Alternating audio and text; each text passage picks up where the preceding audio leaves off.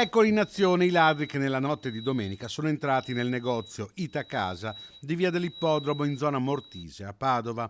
Un colpo rapido ma fruttuoso. Il negozio è stato svaligiato di preziosi cofanetti Pokémon e scatole di Lego.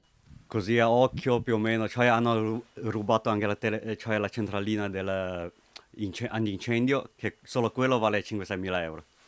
Totale, secondo me, sui 30.000 euro minimo. I ladri, entrati da una finestra, da una porta d'emergenza, hanno anche sradicato la centralina delle telecamere pensando di cancellare le immagini del loro passaggio.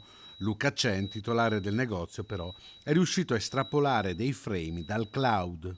Hanno portato via la memoria della telecamera.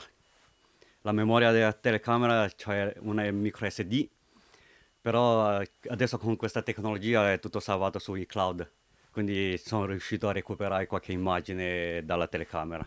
Un colpo su commissione, ci dice il proprietario del bazar, aperto da meno di un anno. Probabilmente i perredoni tenevano d'occhio l'attività. Sono venuti tantissime volte cioè prima di controllare dov'è la roba, qual è la roba più costosa, più venduta, eccetera. Eh, Anche le, le monete dei soldi nascondiamo su un posto, cioè nessuno lo sa. Sono riusciti a portare via anche cambio monete sui 2000 euro in contanti. Le sirene antincendio continuano a suonare, non si riesce a disattivarle vista la violenza con cui i ladri hanno sradicato la centralina. È la prima volta che il negozio di Mortise subisce un furto di queste dimensioni, ci dice Chen.